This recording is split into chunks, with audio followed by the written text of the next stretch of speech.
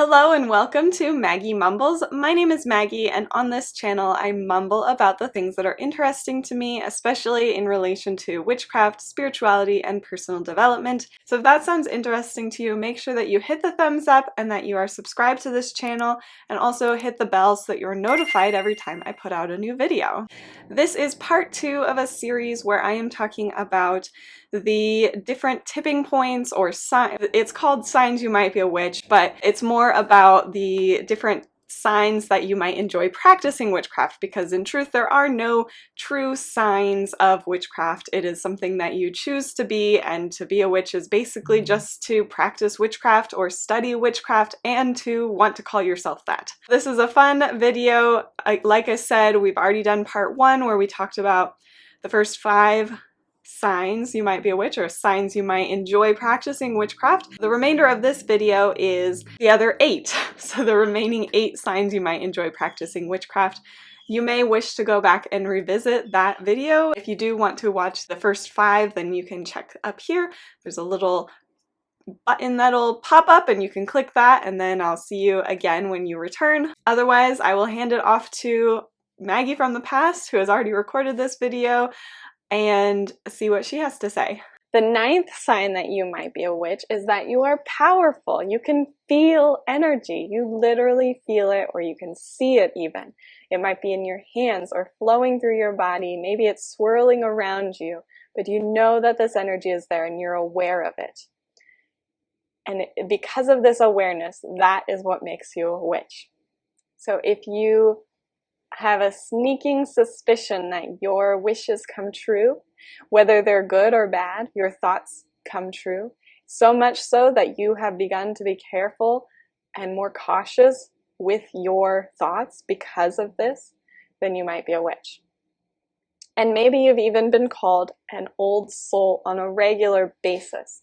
Witches are as old as time, so your eyes, which are the window to your soul, hold on to these ancient stories and secrets, and the myths and the mysteries of witchcraft, and all of the answers and possibilities. So if you've been called an old soul, then you might be a witch. And if you've been speaking these ancient truths and wisdoms for as long as you can remember, maybe even before you knew about your magic, then you might be a witch. Witches are kind of aware of energy. I've been hearing a lot lately about the idea that being more intuitive and in tune with the energy of a space when you enter is often like a trauma response, where you had to develop this ability to know what other people might be feeling or what the energy of a space is, because it could be unsafe. You've had enough experiences of unsafe spaces to have to be like hyper aware of that. And I don't necessarily think that that's true for all witches and all people who are more intuitively able to discern the energy of a space. But I've heard that from some therapists, that that's like, you're not intuitive, you're just having a trauma response.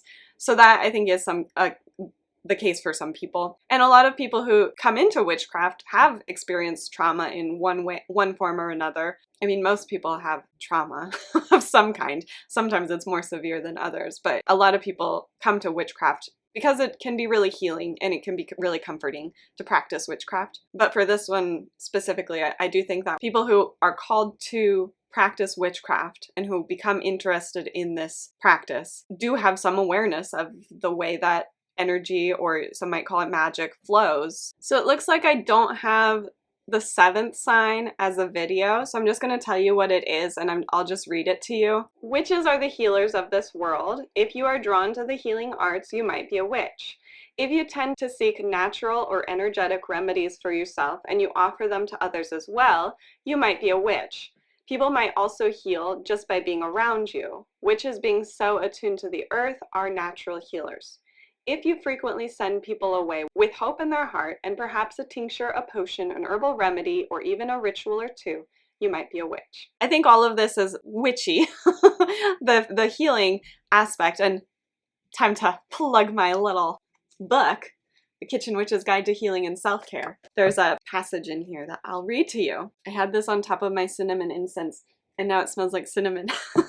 So I want to share what is healing. The word healing comes from the Old English helen, which means to make whole. Healing is a process of repairing a broken injured, or damaged body part. The word can also refer to restoring your mental, spiritual, or emotional health, building your self-esteem, inspiring a creative spark, repairing a relationship, or unearthing abundance. Keep in mind that healing is a process. It begins after the initial harm is done, even if you aren't consciously aware of it. At some point, you may decide to intentionally commit to healing.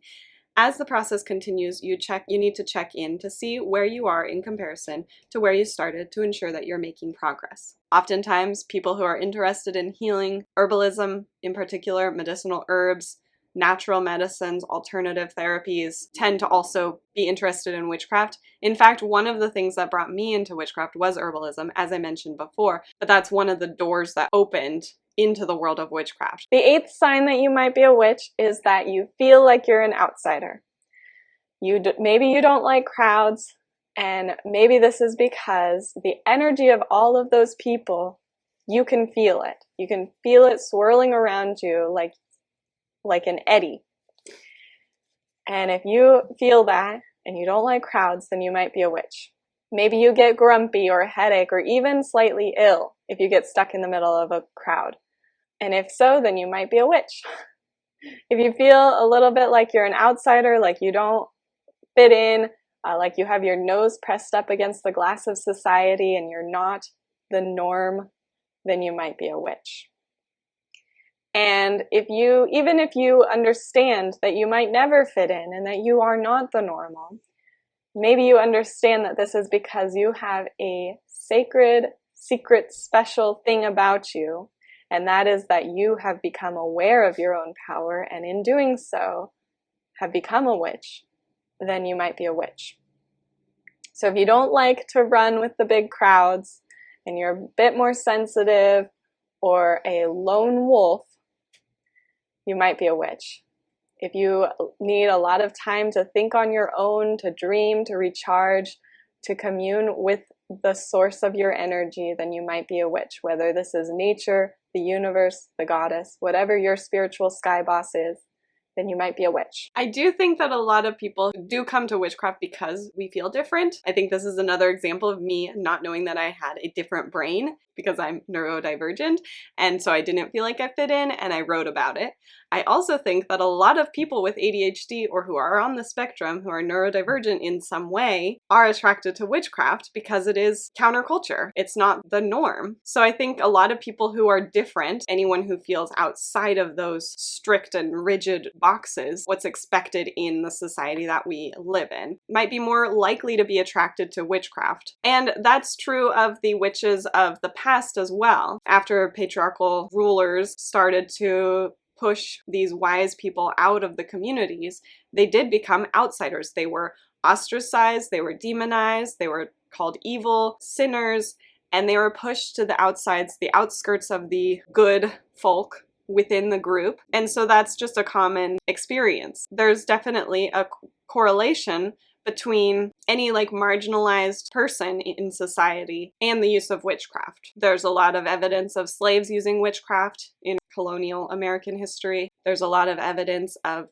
all sorts of colonized communities around the world using witchcraft during the active colonization and oppression of native people in those lands. And maybe they wouldn't call it witchcraft, but using their native spiritual practices against whatever oppressive force was coming in. So I think that that's kind of what this is about, is that people who are outside of the status quo are more likely to be attracted to witchcraft. And so there is that common thread, again, of a lot of people who practice witchcraft also feel like they are outside of the normal societal expectations. The 9th sign that you might be a witch is that you collect things. You have a collection of strange things that other people might overlook. They might not even glance twice at. So pebbles, strange shells, twisted sticks, bones, coins, scraps of fabric, pieces of paper, old things that seem to have no value, things that other people would overlook, then you might be a witch. You might even collect animals, like cats, and if you do, then you might be a witch. You might collect objects that reveal your witchiness, like books, the contents of your cupboards, the animals that surround you, and other random objects and curiosities that you've collected that if these things hint at your witchiness, then you might be a witch. If you are drawn to beautiful rocks that are pieces of the earth, and you keep stones like quartz and turquoise and tiger's eye, even if you don't know their properties, then you might be a witch. And even if your collection was made from gifts rather than your own collection, then you might be a witch. This is a funny meme of witches just liking to collect things, especially jars.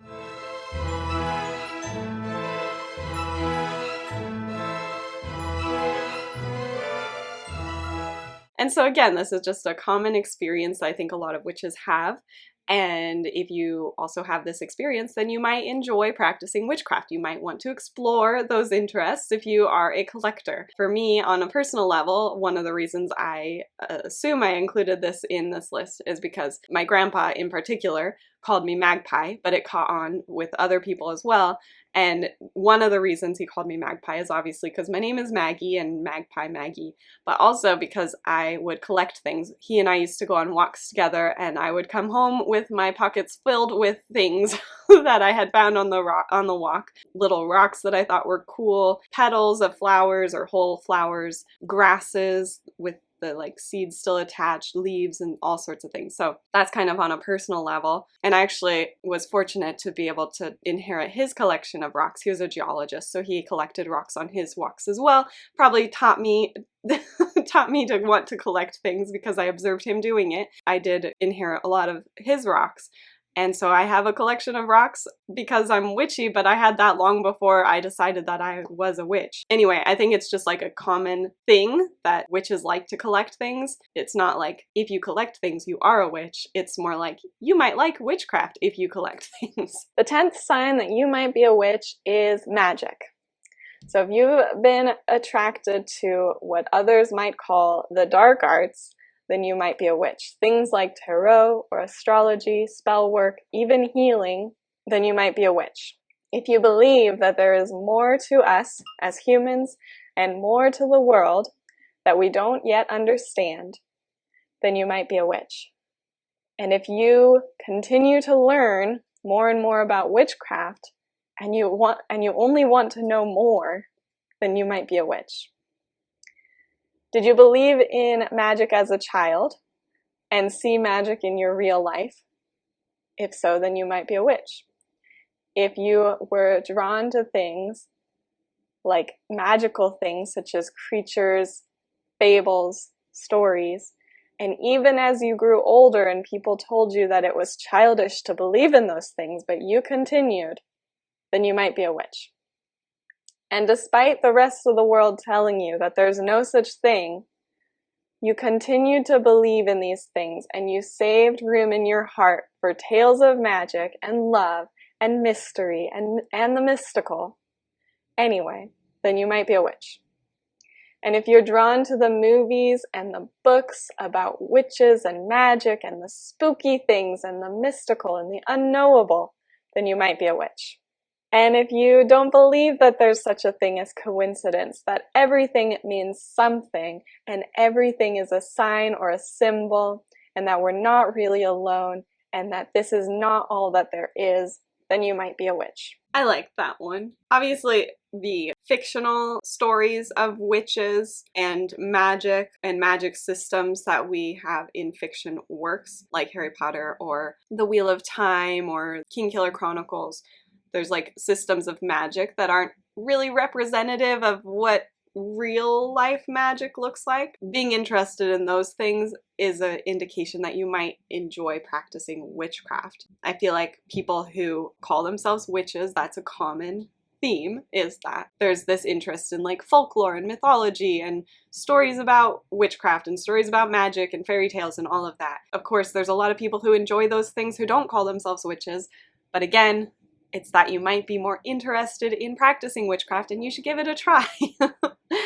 But I've also been learning about the idea of folk magic a lot more lately. That like term is picking up steam. It's been a thing that people practice forever, but I think it's like becoming more popular. Folk magic is kitchen witchcraft, green witchcraft, practices that are really rooted in folk traditions. And so I think in some cases, fairy tales do lend to witchcraft practices, as opposed to like ceremonial magic, which is what you might consider Wicca. Just a little aside, I guess. The 11th sign that you might be a witch is that you have a strong intuition. If you are observant and you take notice, if you're always using all of your senses, if you hear and you see and you smell and you taste and you touch, and you can't pass by an interesting tree without touching it, and you can't ignore herbs in a garden without touching and smelling, and you can hear the birds and the insects that other people take for granted, and you acknowledge the existence of all these wonderful things and you're grateful for their presence on the planet, then you might be a witch. And if you have been able to rely on your intuition whenever you need to make a judgment or whenever you need to protect yourself, then you might be a witch. If you've been able to discern someone's true motives because of your intuition, then you might be a witch. If you've trusted your gut over the logical musings of your brain and have ended up being spot on with your intuition, then you might be a witch. And if you instinctively know when someone needs a hug and when someone needs you to stay away, then you might be a witch. And if you know when to shut up or when to offer advice, then you might be a witch.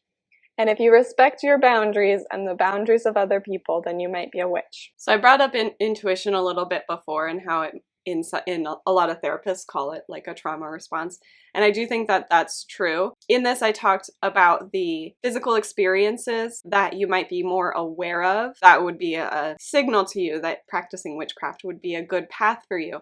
And that's kind of what I want to key in on. Your intuition is really dependent on these physical experiences, because being able to sense things that aren't physical experiences depends on you being really aware of those physical senses. For example, knowing what grapefruit smells like, experiencing that when you're eating a grapefruit or drinking grapefruit juice, knowing what that smells and tastes like means that if you smelled grapefruit and it was a signal from your intuition about something, you'd be more aware of that, because if there's no grapefruit around you anywhere and you smell grapefruit because you know what that smells like, then that's your intuition. So that's kind of why I brought up the intuitive connection being really related to your physical experience through smelling herbs and hearing insects and all of that. Some people don't think that your physical experience has anything to do with your intuition. I've gotten comments about that before, so that's part of why I wanted to really bring that up here, because I do think that there is a connection between the things you experience in the physical realm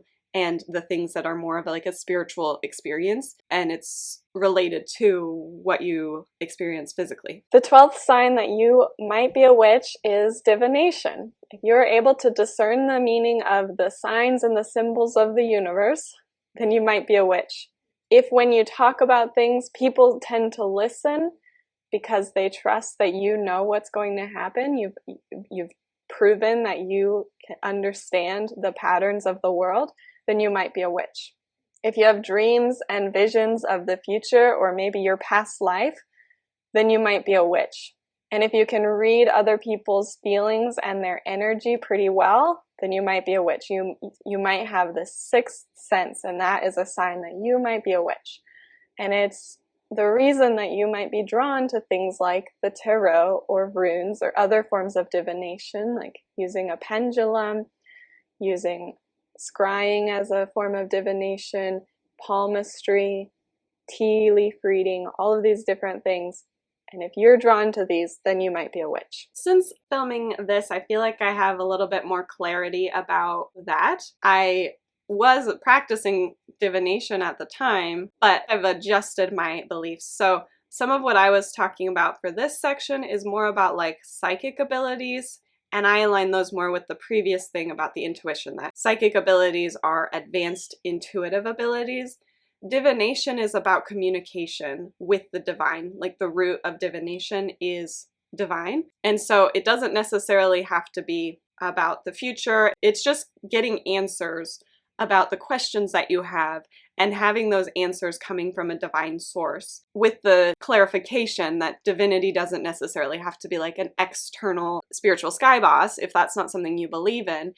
Divinity is within us, it's within everything. The way I think about divinity is your spirit, and everything has a spirit, and you can communicate with those spirits of everything. And so then those tools that I listed are divination tools that help you to answer those questions through reading the signs and the symbols and all of that. So I just wanted to clarify that divination doesn't always have to be about like psychic ability or intuitive ability even. It's just a language of communication. Just like I'm speaking English to you now, I'm also using body language, which is a language. There's different languages like Spanish and French and Russian and all of these other languages that we can speak. And I think the language of symbols is a language that you can learn, and that's what divination is. All right, so here is the final one. And the 13th sign that you might be a witch is that death has fascinated you, that you are interested in what happens after we die.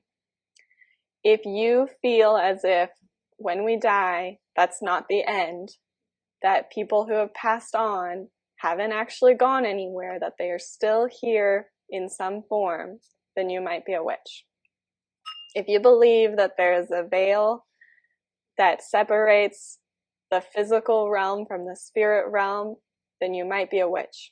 And if you understand that we are all one part of the whole, then you might be a witch. The main thing that I still believe about it is the veil that separates the spirit realm from the physical realm. And if you have a similar belief, then you might enjoy practicing witchcraft. But that doesn't mean that everyone who practices witchcraft has that belief. I also think that being a Scorpio moon means that I'm a little bit more interested in this idea of death and what happens after we die. But again, I don't know that that's a common experience of all witches. So I think the key here that I would say is a sign that you might enjoy practicing witchcraft is that you have a belief surrounding there is a physical realm and there's a spirit realm. That's just like a common idea that a lot of witches have, but again, it's not all witches believe this. All right, so those are the 13 signs that I have for you that you might be a witch, and I thought I'd share them with you because they might be the reason that they might be your tipping point of why you decided to pursue witchcraft and practice this path. So I have a few questions. There will be a worksheet that I'll upload after this video, and feel free to answer these questions directly. They are leading questions to help you to formulate your response to what is your tipping point, what drew you to witchcraft. But feel free to answer this question in any way that you want. You don't have to answer these questions specifically. But the questions are, was there a tipping point that convinced you that witchcraft was worth practicing? When did you know you were a witch? How did you know you were a witch? What influenced your desire to learn more, and why are you learning about it? And do you plan to be open about witchcraft to the people you know? Why or why not? So feel free to answer these questions or just tell your story of how you came to witchcraft. Maybe some of these 13 signs are part of your story, and that's great. So thank you for watching, and I can't wait to see what you say. Love you guys. Bye. So I actually do have all of these worksheets as well. I haven't decided if I want to share them because they have the information that isn't, some of the stuff that's not what I believe anymore. Obviously some of it has stayed the same, so it's not like everything's changed. But I could definitely upload at least the journal prompts, because the way that I set it up was like the journal prompts and then key takeaways from the video, which was basically just like a summary of the video. I don't know what I'll do with that, but yeah, feel free to answer any of those questions if you feel so called in the comments below. Thank you so much for exploring these videos with me, going back in time, seeing how things have changed for me, and I hope it has given you the opportunity to reflect on your own beliefs and how things might have changed for you since you began practicing witchcraft, or if you're new to witchcraft, just knowing that it's okay to change your beliefs and it's okay to reflect on things and look back and realize that you don't necessarily want to hold that belief anymore, or, you know, picking up new beliefs or going back and forth or whatever it is that your experience is. It's okay. Again, thank you so much. I hope you have an amazing morning, evening, afternoon, or night whenever you're watching this video. If you liked it, please give it a thumbs up, make sure you're subscribed, and hit the bell for notifications, and I will see you in the next video.